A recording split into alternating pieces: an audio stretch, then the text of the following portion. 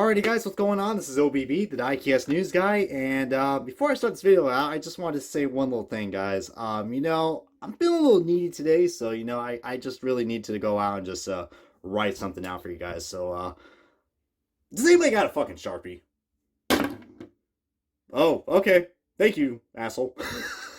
Now you're probably wondering, okay, why this sumbitch just threw a fucking marker in the camera? Well, today it's going to be a special diecast review on, well, actually not one, but two. This is going to be a double diecast review on, yeah, here's Sharpie. Not one, but two Sharpie diecasts, driven by McMurray and Kurt Busch. We got the 2005 Sharpie diecast, and we got the car that, took over the Sharpie car after Kurt Busch did a little in 2005 with McMurray. So, yeah, double trouble. I guess you could say this is going to be one hell of a double diecast review. But let's go and crack these sons of bitches up, and let's go and take a closer look at the Sharpie cars.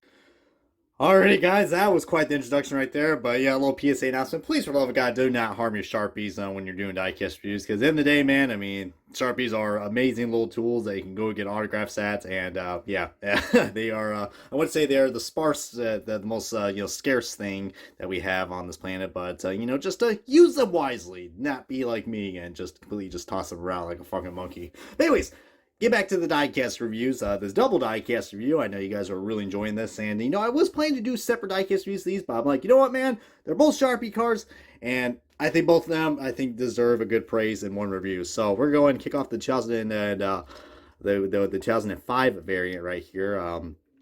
But yeah, guys, I mean, you guys know Kurt Busch, 2005. This is definitely was going to be a big season for Kurt Busch after winning the 2004 championship in style at Homestead. I mean, I couldn't believe what he pulled off at Homestead. I mean, when his tire went down, and I thought it was game over for Kurt Busch, but he made a damn good comeback and won the inaugural Chase for the Cup championship, which it's become pretty a controversial topic, but, I mean, that was something that was new and refreshing. It was pretty cool, I mean, plus Kurt Busch, driving this 97 Sharpie car, man, is pretty much iconic. I mean, the 2005 variant is, this one I'm showing you right here, is definitely a downgrade. It's a lot more simpler. I mean, in fact, a little too simpler. It's just black, just like the Sharpie, but they have a red Sharpie right here with the Sharpie logo, and then it's just red and white, or white and red, if you want to say it like that. Very basic compared to his 2004 car that he won the championship with, which was all gold, which, by the way, I'm hoping Kurt Busch could do a throwback of that car. I mean, I know he already did a Sharpie, the Sharpie Rubbermaid car from 2003, and one of his throwback cars from a few years ago, I think in 2018, I think. But yeah, that would be a great throwback idea right there. Plus, I would love to see, if they can bring back the Sharpie sponsorship. That'd be cool. But especially with the news of Kurt Busch, I mean, first of all, guys, I mean, since this is a Kurt Busch diecast review, got to congratulate my good buddy Ninja Chris on the Discord server for getting the dub at Atlanta, which that was cool. So hopefully we're gonna we're finally gonna get a Kurt Busch race win diecast produced, because Monster Energy just sucks ass. As put it that way. But yeah, that was cool. And Ninja Chris, if you're watching this, bud, this diecast review goes out to you, even though the other parts probably go out to all the McMurray fans out there, because this is a double diecast review. But like I said, more like double trouble, am I right? Because yeah, Kurt Busch was quite the naughty sumbitch, to tell you what, guys. He ran majority of all the races in 2005 except for the final race, because yeah, this guy was quite the hothead, and that hotheadness kind of got him in trouble with he got caught with DUI, driving under the influence, which that's a big no-no. That's unfortunate that happened with Kurt Busch, and that's eventually what cost him his ride at Jack Roush at the end of the 2005 Cup Series, which is pretty unfortunate because he was still running off strong, and I think Sharpie would probably still, if Kurt Busch didn't get caught with that shit, I think he still would have probably moved to Penske no matter what, because it was only a matter of time we saw the downhillness that was Roush Racing, because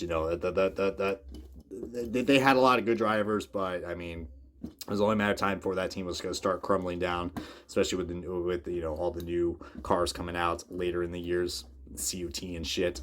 But yeah, Kurt Busch, man, he had a good season in 2005. He definitely did. I mean, it was looking pretty decent. I mean, probably wasn't as consistent in 2004, but he still got 3 wins. None of them in the Sharpie car. I think he only drove this. I know he drove like a Sharpie Irwin Tools car, but I think for the actual Sharpie car, he drove this car for like a few races. I think 3, if I'm not mistaken. But yeah, it's a very basic design. I mean, it looks cool, don't get me wrong, but is it like my favorite Sharpie car? Probably not. And I think I picked this up at New Hampshire. Not New Hampshire. I'm going to New Hampshire this week, damn it. Look at me getting confused with the racetracks. I believe I got this at Dover, if I'm not mistaken. So it was pretty cool because I do remember having this diecast in my collection in a 124 scale. Yeah, that is really nice. So a lot of great nostalgia with this car, but not really much to say about this. But I know the Team Caliber diecast. Not too many people don't really like them. Because of the thick body style, and there's not many. As you can see right there, there's no logos on the pillars. There's no taillights, but there's headlights. Don't get that. And there's no logos right here on the front bumpers as well. So there are some some pretty inaccurate. They are inaccurate diecasts, but I just love the resealable packaging. And look at that, guys. Metal chassis and rubber tires. Look at that. Even Team Caliber know what was up back then. But yeah, but now, since we talked about Kurt Busch and he dwindled down and went to Team Penske after his firing from Roush, that led to Jamie McMurray, guys, going from Ganassi Racing to Roush Racing. And unfortunately, it wasn't really the best time for him. I mean, he didn't got any wins from 2006, but later on he was able to go and finally get a win in 2007 and then another one in 2009, both at Super Speedway races.